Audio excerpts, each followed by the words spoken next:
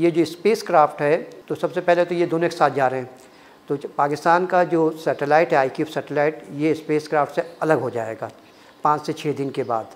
तो हमारा जो सैटेलाइट है वो चाँद के गिर्द सिर्फ गर्दिश करेगा, ये हमारा मेन पर्पज़ है। और ये जो आमतौर पे सैटेलाइट्स होते हैं ना, तो ये इम्कान है कि 3 से 5 महीने 6 महीने तक ये स्टेबल रहेगा और मतलब गर्दिश में रहेगा। तो ये चाँद के राउंड गर्दिश करेगा और उसमें तस्वीर लिए जाएंगी। कुछ इसमें 2 कैमराज हैं, कुछ सेंसर्स हैं, तो हमारे पास चाँद के इमेजेस आएंगे। तो पहले क्या हम ये कह सकेंगे कि ये पाकिस्तान के सैटेलाइट ने इमेज लिया। तो ये हमारे लिए एक बहुत बड़ी कामयाबी है कि पाकिस्तान का सैटेलाइट से इमेज लिया जाएगा और वो हम टीचिंग में भी यूज़ कर सकते हैं और रिसर्च में भी यूज़ कर सकते हैं। और इसमें हमने जो स्टडी करना है सैटेलाइट के थ्रू, वो मून के इमेजेस को, हाई रेजोल्यूशन इमेजेस को स्टडी करना है, जिससे हमें बहुत सारी चीज़ें अंडरस्टैंड करने को मिल सकती हैं। फॉर इंस्टेंस हम वोल्केनिक एक्टिविटी, मून की वोल्केनिक एक्टिविटी को स्टडी कर सकते हैं, plus potential landing sites for the future missions, हम उनको भी स्टडी कर सकते हैं। क्यूब सैटेलाइट जो है, इसको हम क्यूब सैटेलाइट भी कहते हैं, या स्टूडेंट वर्जन या मिनी सैटेलाइट भी कहा जाता है। मैं कामयाबी तो है, लेकिन इतना भी नहीं कहें कि हमने बहुत कुछ कोई कारनामा अंजाम दे लिया। वर्ल्ड के लिहाज से, पाकिस्तान के लिहाज से ये एक अचीवमेंट है, लेकिन वर्ल्ड आपको इसके आप समझेंगे हम हीरो बन जाएंगे दुनिया में, ऐसा नहीं है। समझ इंसान, एक तो पहली बात तो ये कि आप अपना लॉन्चिंग पैड बनाएं, फिर हर चीज़ खुद बनाएं, खुद कफ़ालत हासिल करें। पाकिस्तान के पास अनफॉर्चुनेटली कैपेबिलिटी नहीं है कि वो कोई इस तरह का ऑर्बिटल मिशन सेंड कर सके स्पेस में।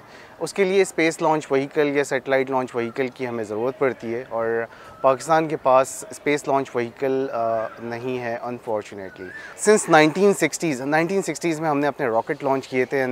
एशिया में एक हमारी बहुत बड़ी अचीवमेंट थी, बट 1960s के बाद से हमें एक बहुत बड़ा स्टीप डाउनफॉल देखने को मिलता है कि 1960s से लेकर 2024 तक जो हमारा एक वैक्यूम है, उसमें हमने कुछ अनफॉर्चुनेटली कुछ फिनोमिनल अचीव नहीं किया। और उसके बहुत सारे रीज़न्स हैं। एक रीज़न जैसे मैंने अभी हाईलाइट किया कि हमारे यहाँ जस्ट 4 यूनिवर्सिटीज़ हैं जो एरोस्पेस इंजीनियरिंग की डिग्री ऑफर कर रही हैं। इंडिया में 70+ यूनिवर्सिटीज़ हैं। Public private entity partnership model हमारे यहाँ एग्जिस्ट नहीं करता, लेकिन इंडिया में एग्जिस्ट करता है और बाकी सारी दुनिया में एग्जिस्ट करता है। तो ये डिफरेंट रीज़न्स हैं। अगर आप खुद अपने इंडिजिनियसली टेक्नोलॉजी प्रोड्यूस करेंगे, एक तो पैसा बचेगा, डॉलर बचेगा, और आपकी एक मतलब टेक्नोलॉजी आएगी, और उससे बाई प्रोडक्ट असल में आता है। तो फिर कंट्री इस तरह तरक्की करती है। आप यू कैन नॉट बाई, मैं बाबा जी एक जुमला बोलता हूँ, you can not by technology, technology create की जाती है अगर आप खुद कफ़ील होना चाहते हैं। वरना बहर का इस तरह जैसे हमारा काम चल रहा है, हम जहाज़ इंपोर्ट ख़रीद लेते हैं, कार इंपोर्ट कर लेते हैं। तो हमने इसी तरह से हमने जो है दूसरों की मदद से हम स्पेस टेक्नोलॉजी हासिल कर रहे हैं।